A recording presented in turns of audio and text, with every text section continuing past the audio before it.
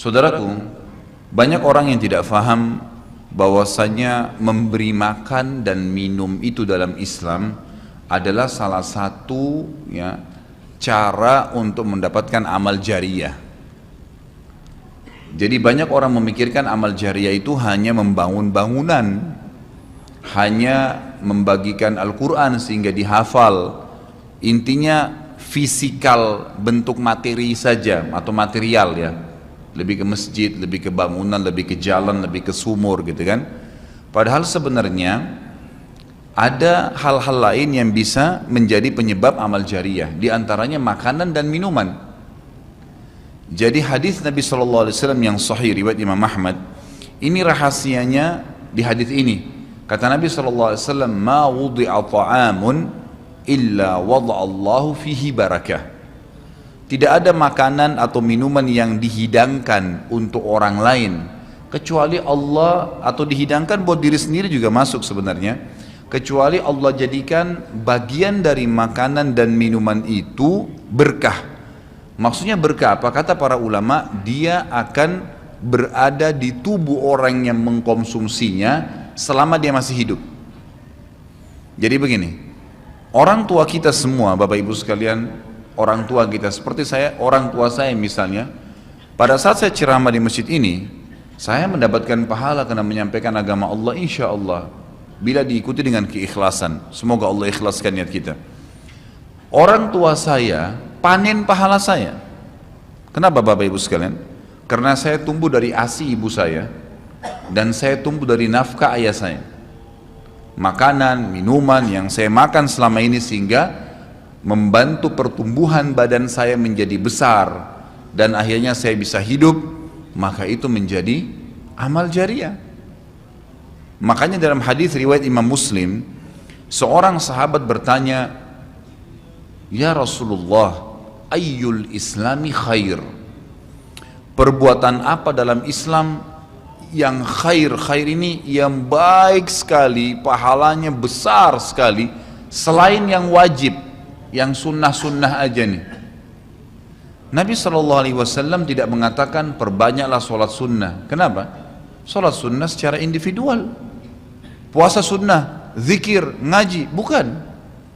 Karena orang ini mengatakan khair artinya yang banyak sekali pahalanya, banyak sekali manfaatnya, dan ringan, sunnah. Berarti orang lain bisa merasakan. Apa jawaban Nabi SAW? Tut'imut ta'am wa tusallimu ala man ta'rif wa man lam ta'rif. Engkau memberikan makan dan minum kepada orang yang kau kenal atau kau tidak kenal. Memberi makan umumnya. Dan engkau menyebarkan salam kepada orang muslim yang kau kenal atau kau tidak kenal. Tapi saksi bahasan kita potongan awal hadis ini, di mana Nabi SAW menjadikan amal yang paling baik, besar pahalanya dalam Islam, ternyata memberi makan dan minum orang lain. Kok bisa? Bukankah dalam secara akal kita, kalau kita makan dan minum kan habis gitu kan? Ternyata yang dibuang oleh tubuh itu yang tidak dibutuhkan saja. Yang jadi, mohon maaf, air seni kita, air kencing dan buang air besar, jadi tinja itu yang tidak dibutuhkan oleh tubuh, tapi yang dibutuhkan diambil, diserat, gitu kan? Dia akan menjadi bagian daripada otot-otot, urat-urat yang memang membutuhkan pembaharuan, atau bahkan menjadi bagian daripada darah di tubuh kita dan seterusnya. Tubuh kita terdiri dari 75% air. Dan Allah SWT mengatakan dalam Al-Quran, a'udzubillahi minasyaitonirrajim, waja'alna minal ma'i kulli syai' hayy. Kami jadikan dengan air itu segala itu bisa hidup. Dan memang seperti itu. Manusia bisa hidup dalam sebulan tidak makan, tapi manusia nggak bisa hidup kalau sebulan nggak minum. Bukan sebulan, seminggu nggak minum. Makanya para sahabat, beberapa riwayat menyebutkan seperti Abi Dzar radhiyallahu anhu, beliau mengatakan waktu beliau datang ke Mekah untuk mencari tahu berita tentang Nabi SAW, saking khawatirnya kalau beliau mengaku mau cari Nabi, karena semua orang yang datang dari luar Mekah mencari Nabi Muhammad SAW waktu zaman di Mekah itu digebukin atau dipukul. Dia dari suku Kifar, dia khawatir. Maka dia bilang, karena khawatir saya ditahu orang asing, saya juga kalau beli nanti retorika bahasa saya berbeda, maka saya minum air Zam-Zam. dan selama beberapa hari dia tinggal di Mekah itu 2 minggu cari Nabi SAW, 2 minggu minum Zamzam nggak makan apa-apa dan bisa itu kan minum air. Beberapa sahabat juga dalam riwayat Bukhari menjelaskan mereka pernah tinggal di Mekah selama sebulan tidak minum kecuali air Zamzam, bisa hidup. Apalagi memang Zamzam punya kelebihan ya. Zamzam itu kata Nabi SAW adalah makanan dan minuman yang menyehatkan dan mengenyangkan. Tapi intinya air gitu kan, intinya air. Fungsi air banyak sekali kan gitu. Tadi kalau kita masuk makanan dan minuman dulu, memberikan makan dan minum dalam Islam ini sangat besar pahalanya, sebagaimana saya jelaskan, dan termasuk amal jariah. Di dalam Islam ada beberapa kegiatan yang kita disuruh untuk memberikan makan dan minum orang, seperti misalnya membuka puasakan orang lain dengan minum dan makan, dan dijanjikan pahala yang besar. Man fattara sha'iman kana lahu mithlu ajri sha'imin min ghairi an yanqus min ajri sha'imin syai'a. Siapa yang membuka puasakan orang lain, maka dia akan dapat pahala orang itu tanpa dikurangi sedikit pun dari pahala orang yang buka puasa tadi. Dan Umar bin Khattab radhiyallahu anhu pernah memanen pahalanya 1 kota Madinah di zaman khilafah beliau dengan air. Jadi zaman khilafah beliau di akhir hidupnya, atau maaf di akhir khilafahnya beliau sempat di akhir Ramadan juga, bukan di akhir khilafah, mohon maaf, di akhir Ramadan, dia salah 1 tahun khilafahnya beliau sempat ingin membuka puasakan orang, sudah mau habis Ramadan, ingin dapat pahala. Waktu itu beliau jadi khalifah, jadi raja, diiklankanlah di Madinah, ya dia bilang pada pembantunya, gulamnya, tolong iklankan kalau saya akan buka puasakan orang.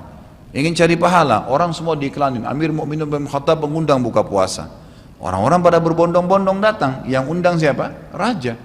Yang orang bayangkan ini akan ada kambing bakar, yang akan ada ini, akan ada itu, macam-macam. Raja yang undang, gitu kan? Ternyata Bapak Ibu sekalian, waktu sudah ngumpul semua jemaahnya, masyarakat depan Umar menyuruh membagikan gelas-gelas yang zaman itu memang terbuat dari tanah liat. Kemudian dibagikan satu-satu dan disuruh antri di sumur. Gitu kan? Karena memang mereka minumnya di sumur waktu itu, tidak ada sumber air yang lain gitu kan. Mereka antri di sumur, lalu mereka ambil isi air masing-masing di sumur itu, antri kemudian sambil duduk. Setiap kali seseorang di antara mereka dituangkan air di gelasnya, mereka berkata, mungkin sebentar keluar kurmahnya, makanannya dan seterusnya. Begitu terdengar azan, kata Umar kepada pembantunya, sampaikan kepada seluruh muslimin, silakan berbuka puasa dengan air yang ada di tangan mereka. Maka dia pun mengatakan silakan buka puasa, dan selesai segelas air ini maka selesai buka puasanya Amir Mu'minin gitu. Orang akhirnya bubar, tapi pada saat itu orang faham Umar bin Khattab ingin mencari pahala orang gitu kan, ingin mencari pahala saja. Dan ini sudah saya tekankan, kalau menjelang Ramadan Anda juga bisa ikuti pengajian saya di YouTube, ada judulnya Dahsyatnya Ramadan. Salah satunya itu kalau tiba Ramadan ikhwah, maka maksimalkan waktu membuka puasakan orang. Apa susahnya membeli sedus air, ya air mineral, berapa harganya? 20.000, 30.000, 20.000 rupiah kalau nggak salah ya. Air mineral gelas isinya berapa? 40 sekian. Baik, kalau kita bagiin di masjid, satu orang minum 1 gelas, kita dapat 48 pahala orang buka puasa.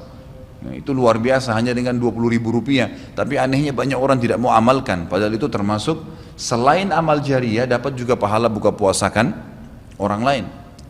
Nabi SAW dan juga merupakan ciri para nabi-nabi, mereka itu paling senang mengikram tamunya, dan beliau menjadikan sebagai sebuah prinsip dasar dari iman kepada Allah dan hari akhir, sebagaimana beliau bersabda dalam hadis Bukhari Muslim, man kana yu'minu billahi wal yawmil akhir falyukrim daifahu. Siapa yang beriman, mengaku beriman kepada Allah dan hari akhir, maka dia harus mengikram itu, melayanin, memberikan makan dan minum, ya, mengucapkan tutur kata yang baik bagi tamunya. Intinya memberikan makan dan minum dalam Islam ditekankan sekali, karena itu juga termasuk, ya, amal ibadah, amal jariah dan amal ibadah yang akan mendapatkan pahala. Jadi ada 2 sisi pahala yang didapatkan selain amal jariahnya, selama dia makan dan minum kemudian itu masih ada di dalam tubuhnya, maka berarti itu akan terus menjadi amal jariah. Kata para ulama, dia akan terus menjadi amal jariah pada saat seseorang tumbuh besar. Kayak kasus seseorang manusia tadi, orang tuanya, ayahnya carikan nafkah yang halal, ibunya kasih ASI, kemudian dia tumbuh besar dari situ. Tumbuh besar ini ternyata menjadi otot-ototnya, menjadi komponen dari tubuhnya. Kemudian dia menjadi besar, lalu dia menikah. Dari komposisi tubuhnya tadi, ternyata ada yang mengalir di sperma dia kepada anaknya. Kemudian anaknya tumbuh besar juga dari situ, dan seterusnya. Jadi amal jariah selama masih ada manusia itu. Jadi seperti itu luar biasanya gitu. Di antaranya tadi saya bilang, kita bisa mendapatkan pahala dengan buka puasakan orang. Yang kedua, mengikram orang. Mengikram ini memberikan, menyuguhkan sesuatu buat tamu. Ya. Termasuk ya, yang dianjurkan adalah sering-sering ya, mentraktir orang lain. Ada kultum saya itu. Subhanallah, saya isi salah satu pengajian di salah satu kantor di Sudirman ini.